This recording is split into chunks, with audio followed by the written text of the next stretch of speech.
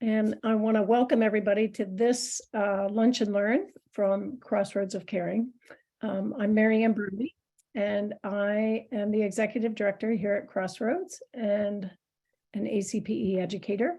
And I'm happy today to welcome John and Judy Messenger, who are our presenters for today. And they're going to talk about suicide and mental illness and how they have coped with that experience within their own lives. And so right now I'm going to turn it over to you, John and Judy, and take it from here.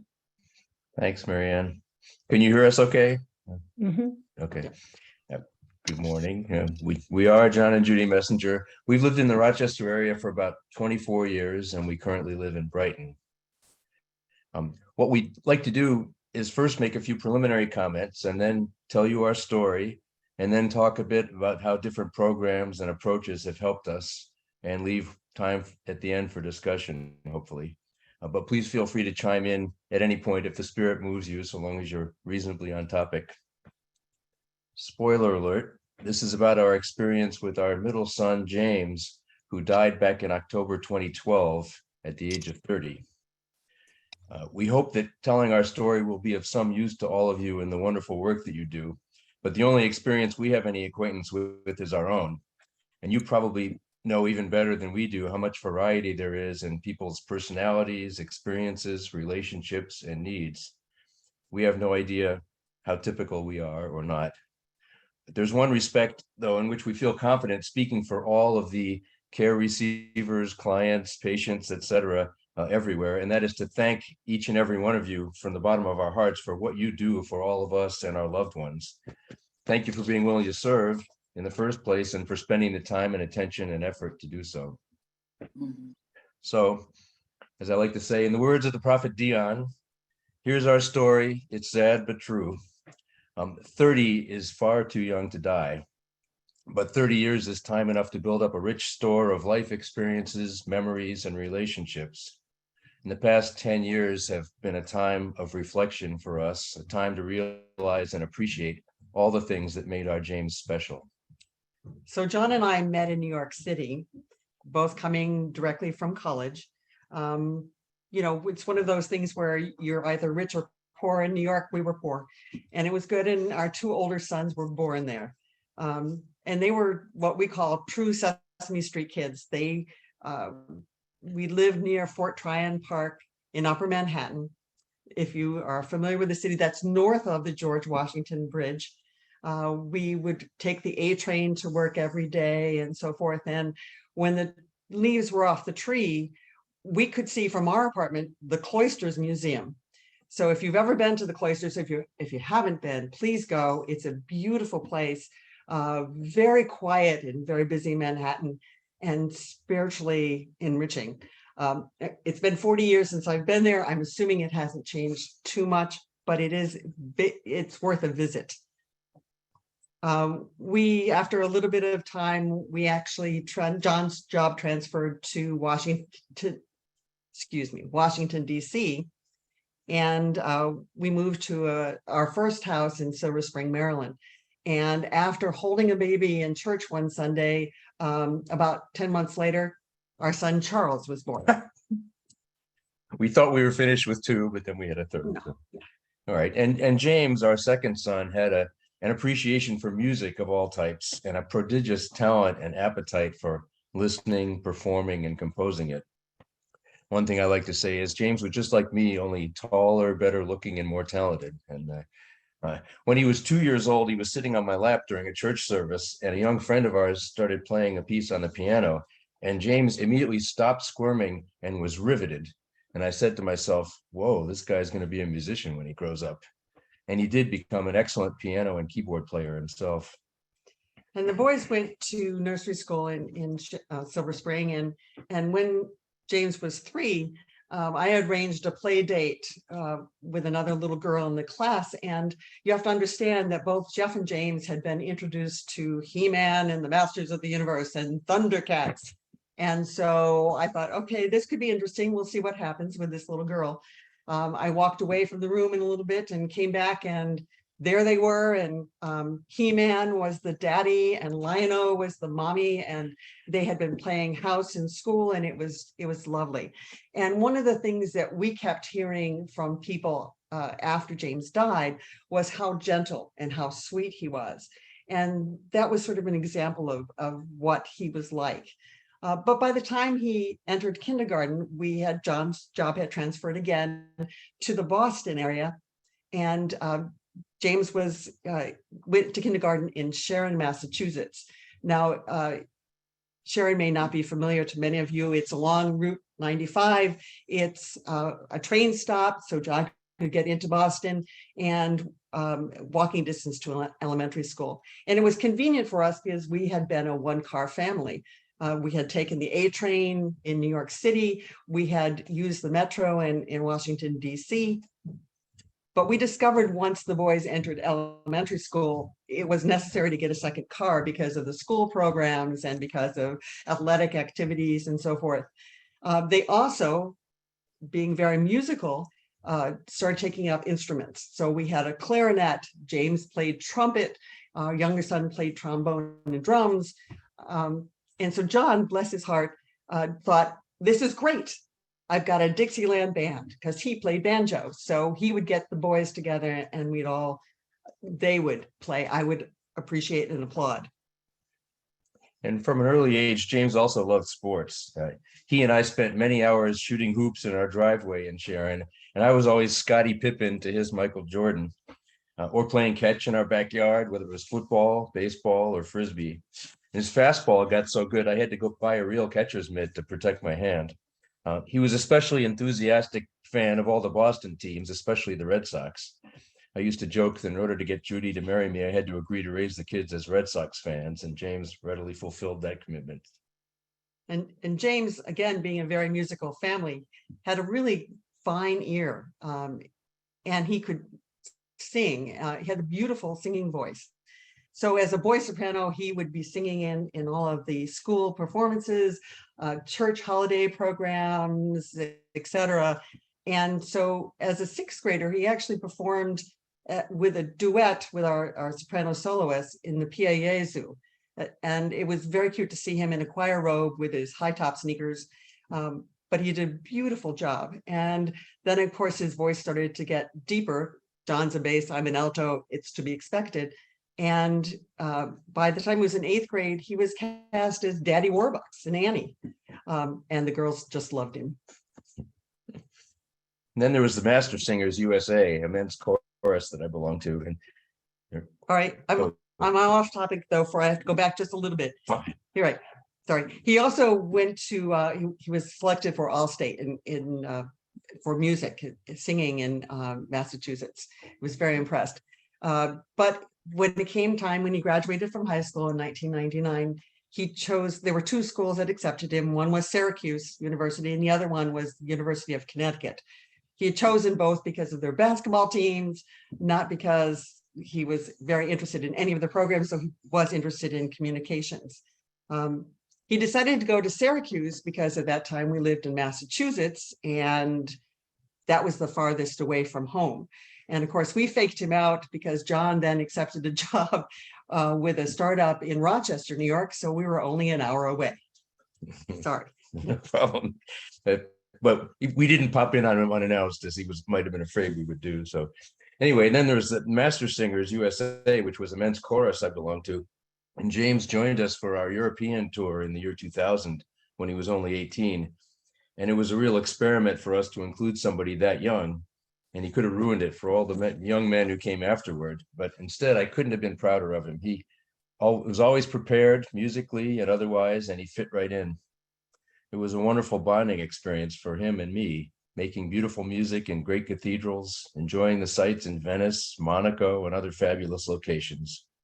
Our youngest son, Charles, joined us for the 2003 tour to the British Isles, and the three of us helped the Master Singers win first prize in the Eisteddfod Choral Festival in Wales. So James was able to get through the first 2 years at Syracuse, but he sort of dropped out. He wasn't doing really well. He was drinking and smoking cigarettes and marijuana. He took some courses at Nazareth College, but that didn't seem to work out either. He ended up moving back to Syracuse in an efficiency apartment, working, I think, at Brewers, and playing with his friend, his former roommate Chad, in a rock band. But that didn't really work out well either. So he ended up moving up back home. He did get a DWI. Fortunately, it was just, he was pulled over. No one was hurt. There was no accident, but he ended up losing his license for a while. And it became apparent to us that something wasn't quite right. He got strange ideas. He began to hear voices and sometimes carried on conversations with them under his breath. James was eventually diagnosed with bipolar disorder and schizoaffective affective disorder. He was hospitalized a few times, mostly at St. Mary's. More on that later. At first, he resisted taking his prescribed medication, but then eventually he got it under reasonable control, partly because he gave up the drinking and the marijuana. And there were lots of good times during those years. James and I spent hundreds of hours sitting outdoors at local coffee shops or walking along the canal path, talking about all kinds of things. And we became very good friends. He continued to play guitar and compose songs. And we sometimes went out to the open mic at Boulder Coffee here in Rochester, where he played. And I recently found a YouTube of him playing at Boulder in 2008. He sang in the choir at our church in Pittsburgh and was ordained as a deacon, and he had a wonderful girlfriend. He planned to finish college and maybe go to seminary. But later on, things were not as good. He started drinking again and it interfered with his medication. He lost his girlfriend and his job. He didn't take care of himself. He let his hair get long and unkempt. He had to be reminded to shower or put on clean clothes. He carried on a running conversation with the voices in his head. And some of the coffee shops or other establishments he liked to frequent asked him to leave because they thought his presence would be unsettling to the other customers. And this was hard on him. He stopped confiding in me or telling me what was going on in his mind, I think because he resented the role I had played in getting him hospitalized the last time. We still hung out a lot together, but we didn't talk much anymore. And we did strike up a relationship with an older man from our church who had been living successfully with the same diagnosis that James had. We got in the habit of visiting him every Saturday morning and we became good friends. Well, because James was over 19 and not a full-time student, and this was, of course, before Obamacare, he was not covered under our insurance. He eventually qualified for Social Security disability, which helped pay for much of his care. He attended Evelyn Brandon, it's a day program here in Rochester for a while downtown, but he wasn't happy with that. He didn't like the clientele. Later, he was in the Strong Ties program here in Rochester, and that was a great program where he could go into their offices and meet with them, or they would come to our house. And so they would, once a week, they'd have someone who would come out, either the psychiatrist or the therapist or a peer, and they would come out to our house and they would try to talk to him and trying to get him out and doing activities. And he just wasn't interested and he declined every time. One day when we returned home from work and turned on the local news, we heard that a man had run naked down Monroe Ave. He had told the police that he was mad at his parents. James never said a word, but being suspicious, I checked his room and found the appearance summons ticket. The Monroe County Police Department and the Brighton Town Judge were very kind and he only received community service. Contrast that with Daniel Prude. There's similarities. James he was tall, he was well built, he was naked, and he had mental issues.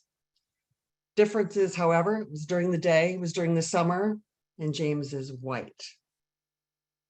I grieve for Daniel Prude's parents and family. Now let's pause here a moment in James's story and tell you what else we were dealing with during those years. Our older son also had trouble finding himself after he got out of the Marines in 2004. And he too was in and out of entry-level jobs, college courses, and apartments. And he too drank a lot and had a DWI conviction or two. Eventually, it became evident, at least to us, that he was an alcoholic.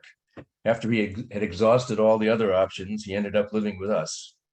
We tried to maintain a zero tolerance policy. You can live here and not drink, or you can drink and not live here, but that didn't work very well.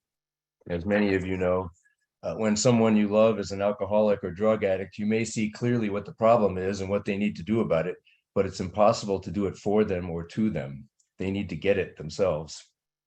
So our number one son would wait till we went to bed, and then he would consume an 18-pack of beer late at night. It made it hard to get up in the morning and go to work. Although he's a terrific guy when sober, he was not so nice when drunk, mainly because he didn't feel good about himself. Among other things, he accused James of faking his mental illness and thought we were being too soft on him. This made it even more stressful and difficult for James and for us. We tried to kick number one out of our house when he was drinking, but that didn't work. He had no other place to go. One time when we locked him out, he punched a hole in a window. We called the police, and we learned that because our house was his legal residence, there wasn't much they could do. In early 2012, I served him with an eviction notice. And when it was about to become effective, he went on another bender and got arrested. We declined to bail him out, so he ended up incarcerated. Meanwhile, the company we both worked for got acquired. I was laid off in December 2011. I went to another job, but that lasted only a few months, fortunately. That's another story. Yeah. After that, I freelanced and worked part-time for a startup. And Judy's layoff was effective on June 1st. We decided that we needed to downsize and sell our house in Pittsford. The process of decluttering, renovating, and getting the house ready to put on the market took most of the year. In June 2012, James moved into an apartment at Pinnacle Place in the city. It's on the corner of Clinton and Goodman. The clientele there were mostly folks with mental or physical disabilities on various forms of government assistance. And he liked his independence, but he was still drinking and smoking a lot of cigarettes. He qualified for food stamps, but he didn't have much money. We didn't like to give him the cash because he would just use it to buy beer and other things. And we knew that was messing him up. So Catholic Charities served as his representative payee, accepting his Social Security checks, paying some of his bills, and providing him spending money in an agreed amount of money. And James and I still got together frequently. I'd take him out for coffee or a meal in his neighborhood, or bring him back to our house for a visit. He was more distant with Judy. One of his delusional thoughts was that she was not really his mother, and that he had another mother somewhere who was young and beautiful and nice. That was very hard on her, as you can imagine. So Monday, October 8th, 2012 was a beautiful sunny fall day. I visited James at Pinnacle Place and took him out for a sandwich at Brugger's in Monroe and Goodman. I convinced him to come to our house afterward to shower and do his laundry. He spent several hours with us, mostly sitting on his favorite bench in our backyard and smoking cigarettes. The three of us enjoyed a nice home-cooked meal together. And then James said he was ready to go home, so I took him back to his apartment. Uncharacteristically, he gave Judy a big hug when he left. The next morning, October 9th, we were awakened at 5 a.m. by our front doorbell. We were met by two uniformed police officers. They explained they were there to notify us as next of kin that James had died during the night. He had apparently jumped or fallen from the roof at Pinnacle Place, 15 stories high. His apartment was on the 4th floor, by the way, so we're not sure what he was doing up there. It was never clear to us whether he was dejected and trying to end his life, or whether he was delusional and the voices were telling him to jump. I got dressed right away and went down to Pinnacle Place, and the night security guard was still on duty. And I talked with him, and he took me out back and showed me the bush that James had landed on. It was all crushed, and there wasn't much else that he knew about. I guess he had been the one who called the police, etc. And then a day or two later, I had to go to the funeral home and identify his body, and that was interesting. But anyway, and then they had the visiting hours for his funeral, and it was very well attended. And we were still in shock. Only a few days later, we had a lot of friends and loved ones, and friends of James too. But anyway, I don't want to get ahead of things. Okay. So at the time, John and I were teaching 6th and 7th grade Sunday school at our church in Pittsford. The Sunday after he died, the lesson that in the curriculum featured Jesus's temptation in the wilderness, including the devil asking him to throw himself off the pinnacle of the temple and trust that God's angels would bear him up. The connection with Pinnacle Place wasn't lost on us, and James would have known that story too. So, how did we cope? First and foremost, we had and have a very loving and caring relationship. It has helped us through the years. Not to say that there weren't bumps along the way, and John likes to say that life is like rowing a boat. You can see where you've been, but you can't see where you're going.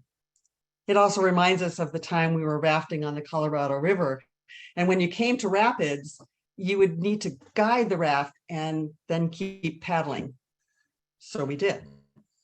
Communication is key. So what do we want to accomplish? How do we get there? Yeah, years ago, Judy and I gave up trying to hide what we were going through from our close friends and relatives.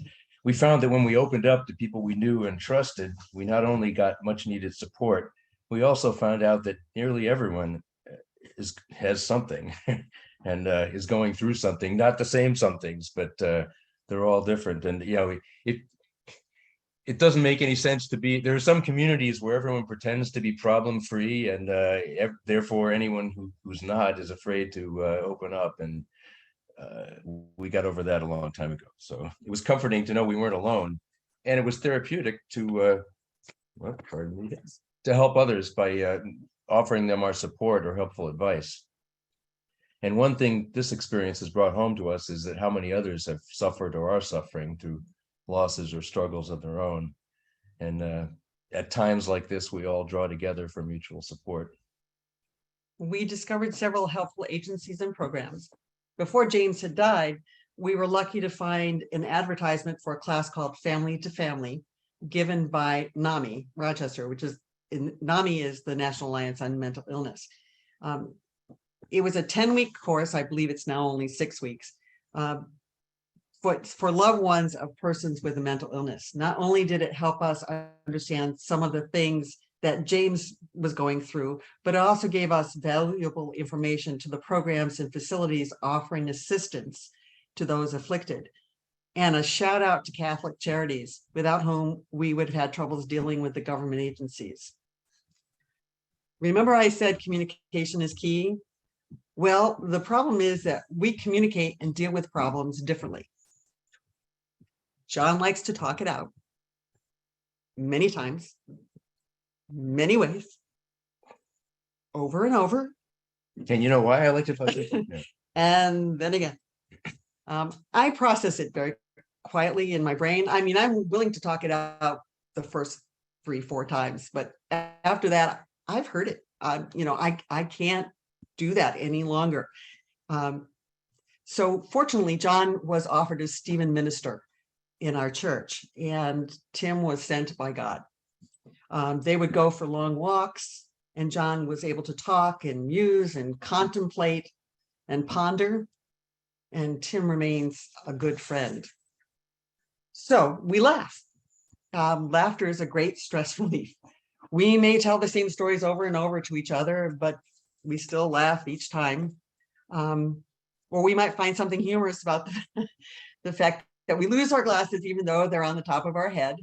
Or you're looking for a lost pen that's in the back pocket of your jeans, and you're sitting in a chair and you don't even know it's there.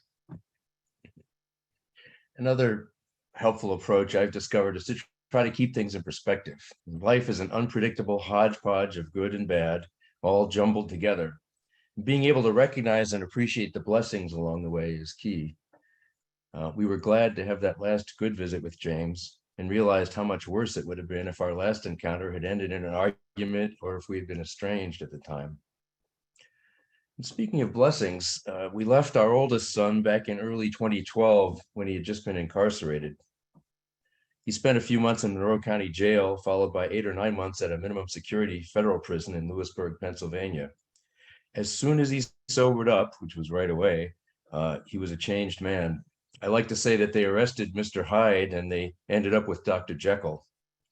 He stayed in close touch with us, welcomed our communications and visits, and made very constructive use of his time, reading, exercising, taking advantage of some of the services that were offered. He wrote James a beautiful letter that summer, apologizing for the way he had treated him. It's okay. Give me a minute. I got it. We've had this, and vowing when he got out to be the kind of helpful and supportive older brother that James deserved. And when we had to clean out James's apartment after his death, he had that letter open on the counter, so we knew he had read it. Number one was locked up during James's last few months, so he was unable to attend James's memorial service and grieve with the rest of the family. And by the way, we decided to put it off for about 6 weeks, so we didn't have the service right after it gave us time to get ready and gave out of town relatives and friends a chance to come, and it was very moving, but our oldest son couldn't be there. Anyway, James's death had a profound impact on him too. They were less than 2 years apart and had been very close growing up together. Number one has had some further ups and downs over the 10 years since he was released in early 2013, but in general, he's stayed sober and done very well. He completed an associate's degree at MCC and is currently involved in running the Rochester chapter of a veterans service organization, and he has a wonderful girlfriend. He's still here in the Rochester area, so we get to see him often, and it's a real blessing. And that's why I was trying to avoid his name, just to keep his privacy a little bit, but life has gotten better in other ways too since our dark days. We did sell the house in Pittsford, and we're now very happy in a 3-bedroom Cape in Brighton. And after freelancing for about a year, I got a good steady job in early 2013 that worked out great. And I retired in April 2021, and I'm very happy with that. You may recall that we actually have 3 sons. Our youngest son, Charles, went to high school here at McQuaid, graduated from Ithaca College in 2007, met a wonderful woman there, and they married back in 2013. They live in northern New Jersey, where he works for a large pharmaceutical company, and Charles and Sarah have given us 3 very smart, very beautiful little granddaughters who we try to see frequently, either on video or in visiting in person. And although James's ashes reside in a plot next to First Presbyterian Church of Pittsford, we've also changed churches. We've become very active at Asbury First United Methodist in the city, and we'll be training this Saturday to help in their new community outreach center. So we get to woulda, coulda, shoulda. Do we wish we knew more about mental illness? Oh my gosh, yes. Perhaps we could have recognized possible signs of an impending suicide and been able to head it off. Do we wish that doctors knew more about mental illness? Yes. Unfortunately, the brain is a complicated organ, and science is only just beginning to understand it. Drugs help, but you need different combinations of drugs, and they react differently depending on the person. And sometimes there's a reaction to the drugs, or they're debilitating, and they either feel good and go off their meds, or they feel awful and go off their meds. So you may be wondering how we came to be connected with Crossroads of Caring. It started with a presentation at our church in Pittsburgh by a friend who had walked the Camino de Santiago. And at the end of her talk, Susie thanked all of the women who had been serving refreshments and naming each of us. And including me. And I was in the kitchen, and a woman walked in and asked if I was related to or knew James Messenger.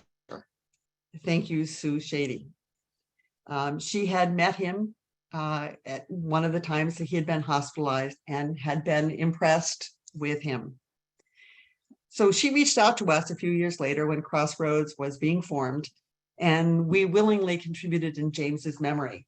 And hopefully that money has benefited several folks going through the program.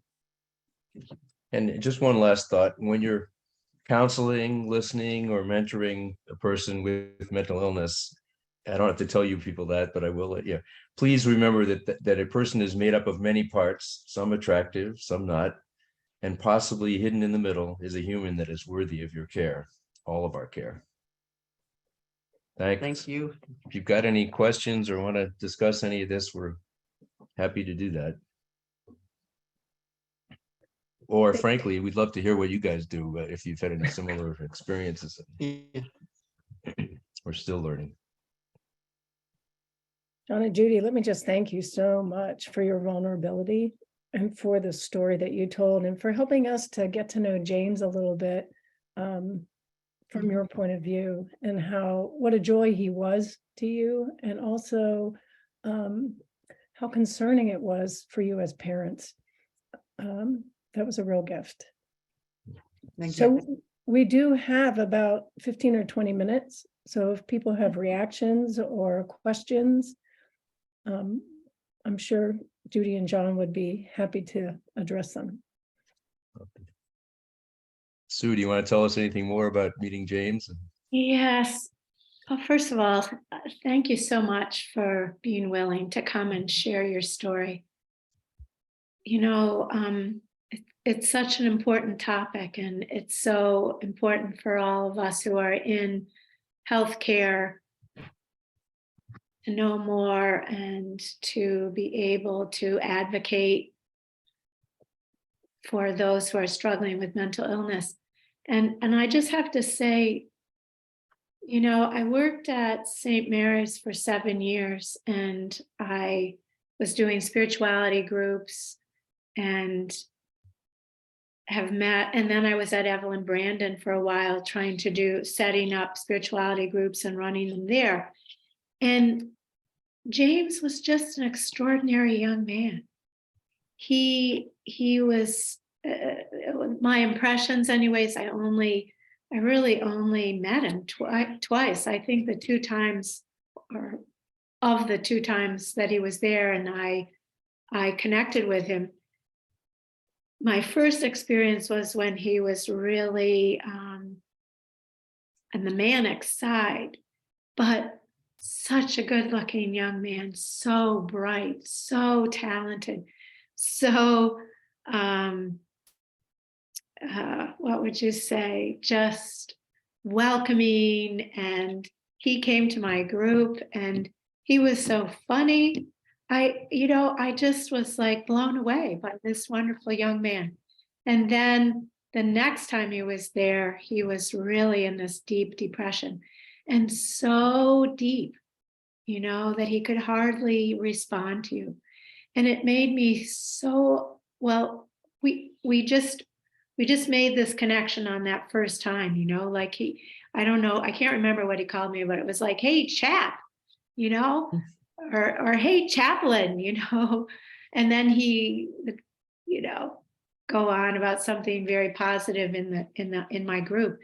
But it made me so aware of how difficult mental health issues are.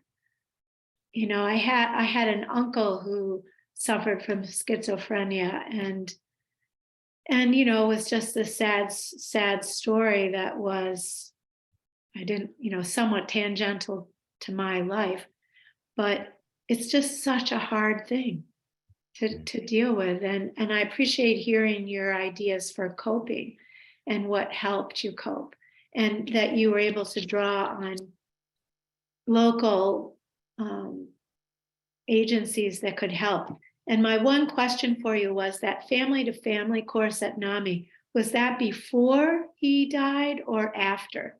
It was before he died. I did end up volunteering there for about 8 years after he died.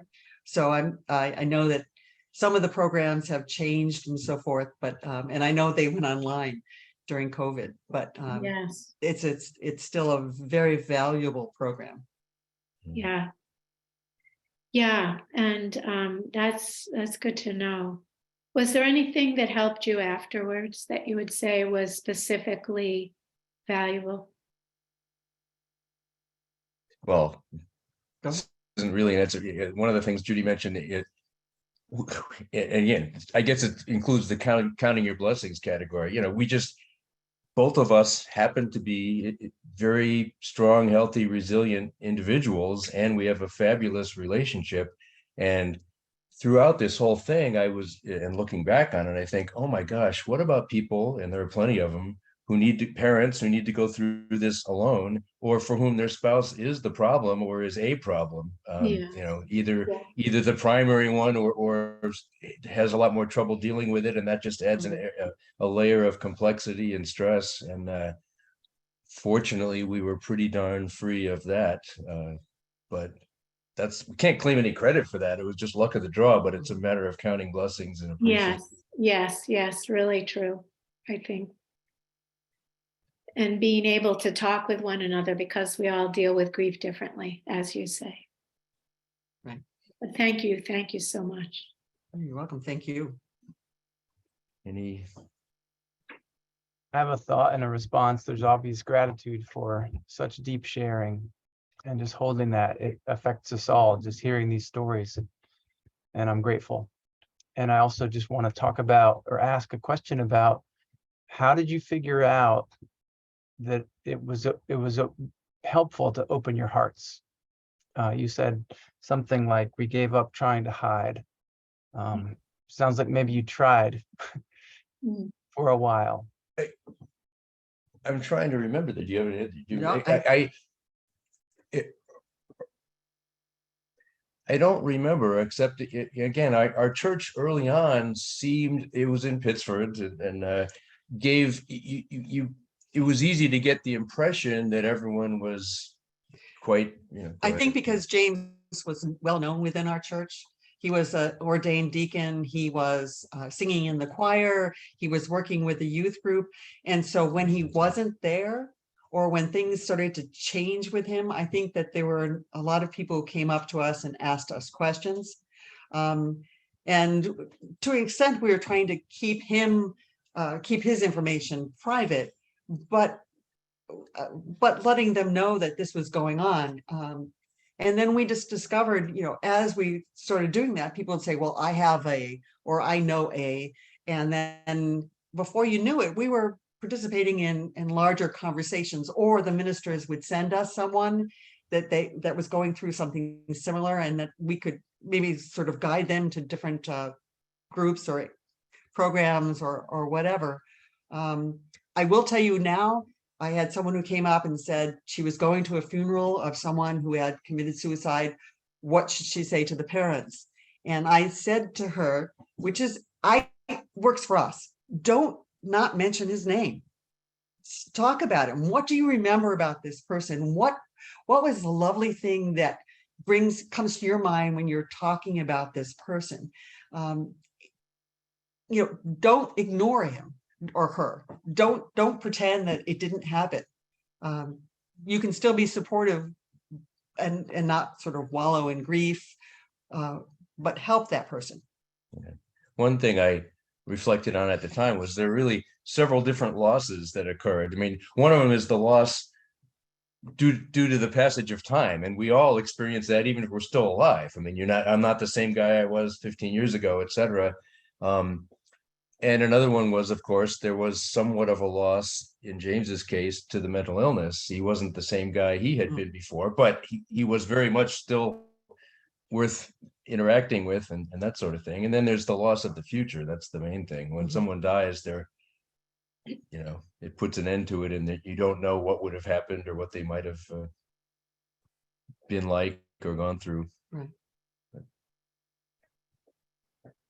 Yeah. And we will tell you, I guess in preparation for this, other things that would come about, and we'd say, oh my gosh, that reminds me of James. Oh my goodness, that's James. And 2 weeks ago, we were sitting in church, and the first hymn was God of Abraham Praise, which we sang at his funeral. Then we sang Blessed Assurance, which is what we sang as a family, a quartet. And then the sermon topic was about who's in the room with you. Who are you bringing along with you? And it could be people who, not physically necessarily, but. So John and I were looking at each other like, okay, we get it. We understand. Yeah. Yeah, there are things we can't ignore. Right. There was a detailed piece, and you've talked about church a lot, about how that's been important to your family, and it seems just so evident. You mentioned something about the lectionary. I just wanted to remember, did you say that was soon after his death? Yeah, it was less than a week after. It was the Sunday immediately after He he died died. on a Monday evening, so it was, Wow. yeah, it was the Sunday after. Mm. And we had been preparing for that lesson as well, so Oh, wow.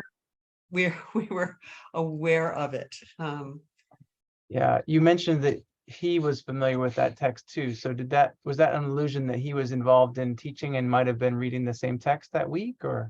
No, he wasn't, at that point, he wasn't teaching Sunday school with us, Oh. but he had been very active. He knew his Bible. He was very active in the youth group and as a deacon and so forth. So and we had told stories. I mean, we had gone through the Bible as parents with little ones. So he was well aware of that story. But as far as we know, it wasn't that he had read that particular story very shortly before he took his life. It's possible. We don't know. Right.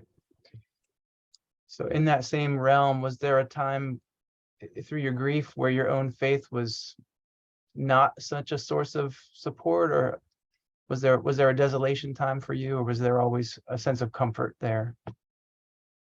I would say a comfort. Yeah, me too. I mean, there was, I would say during the course of his mental illness, there was a time when I say, this beautiful young man, why is he afflicted this way? But that was part of me learning myself and saying, I'm not in control.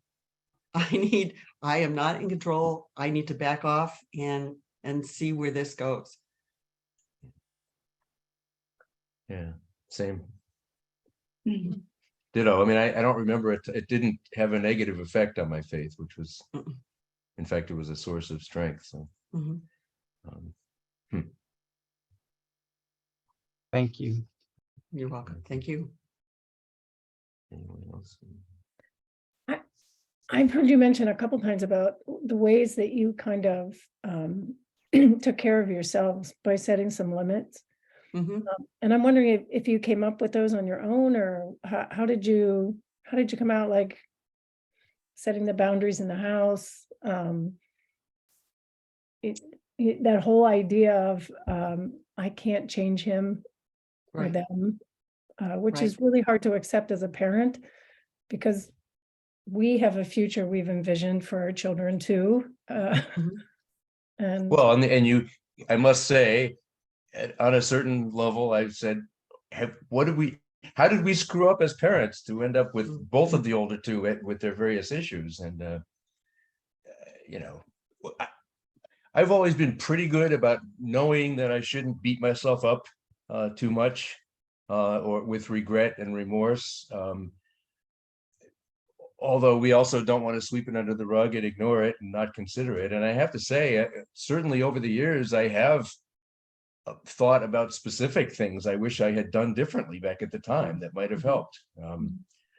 But I don't think that's bad for me to do. I don't do it in a horribly debilitating way, but I don't want to just whitewash the whole thing either. I mean, And I would say the family to family program helped a lot.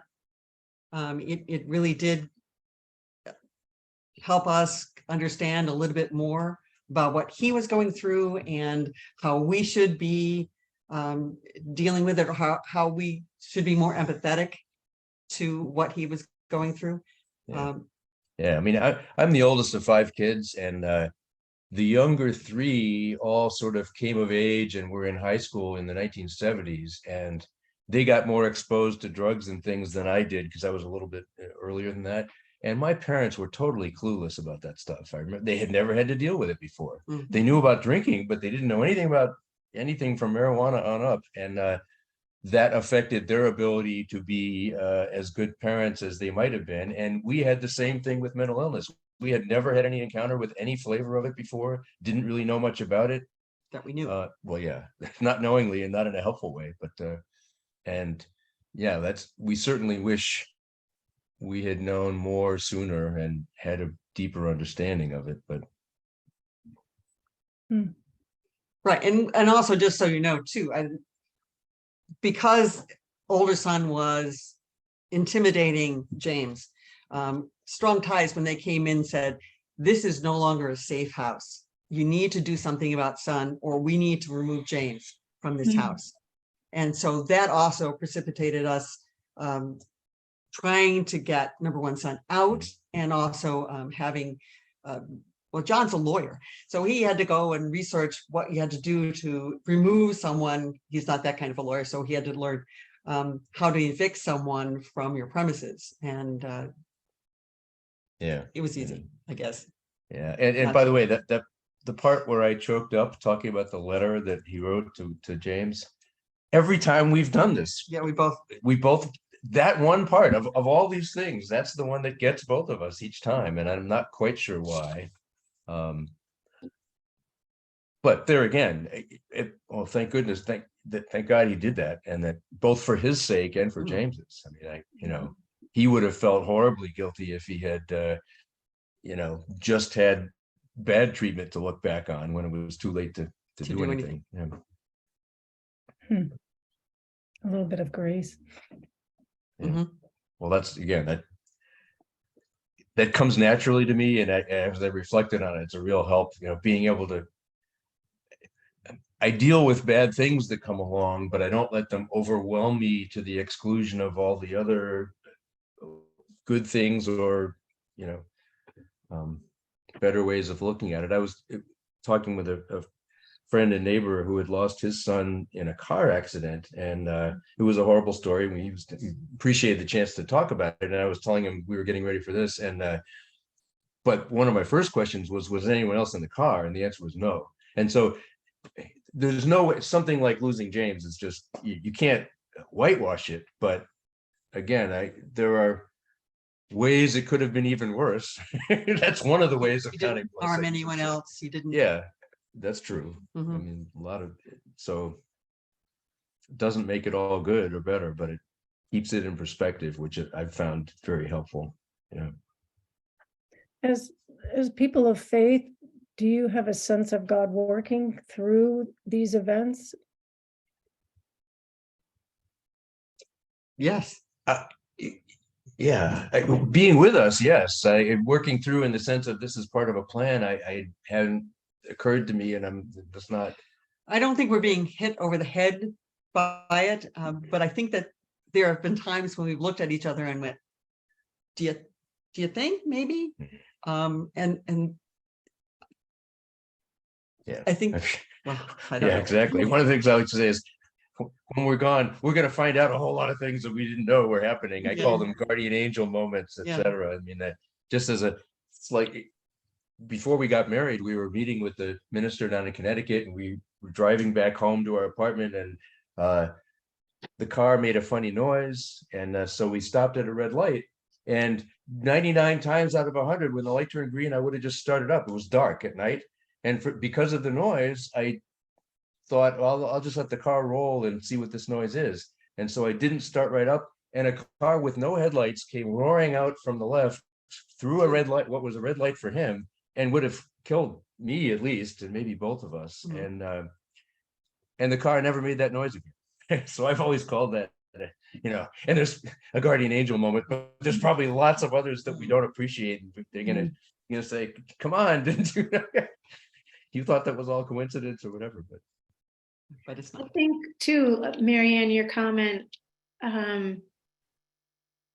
fits with what I was just thinking, that I'm sure, or it seems, your number one son writing that letter and the power of that effort that he made, but really healing effect that would have had both on James and on himself has got to be the God piece, in the sense of, I can't imagine that you weren't praying, right? That you were praying for your sons, and the people in your church were praying for him. And I know I prayed for him, and that I just really believe in the power of prayer. And I spent one, right after Hurricane Katrina, I was working as a chaplain in Baton Rouge, where all the people had fled to. And I saw these little miracles that were happening, of people suddenly appearing to meet needs. And it made me feel that that was prayer, right? Prayer, people's prayers being translated into action somehow. In ways that we don't always perceive Yeah. or appreciate. But yeah. Exactly. Exactly. I would like to just go off of that a little bit, because as just recently I was thinking about there's the power of forgiveness, and then there's the power of reconciliation. Mhm. And when you were talking about the letter, it just felt like there was a reconciliation that was happening. And again, you know, it could simply be the results of like that tangible results of, you know, so many prayers, and how beautiful having that as a piece, right, for both of your sons and for you too. Right. And I don't know, even like for me, for you sharing, and there's just like, there's something very beautiful about both of you, and I really am so blessed and honored to, you know, have listened to this story. And I just came from a training, and I spent all week last week learning about post-suicide prevention and pre-suicide prevention, and somehow all of this aligned, and it was so good to hear a story, your story, James's story, and to learn of like who he was as a person, and not just a small piece of what happened to him, right, but who he was. Like, I feel like you took us through his entire life and all the moments that you remember and treasure about him. So Yeah, no, thank you thanks so very much. much. Thank you. Marianne, when we got started, Marianne asked us if we had any visuals that we were planning to share, and we thought about that. We have some photos and even the video clips of him playing guitar and the song he composed, but it was going to be technologically, we didn't want to have to deal with that. So hopefully this.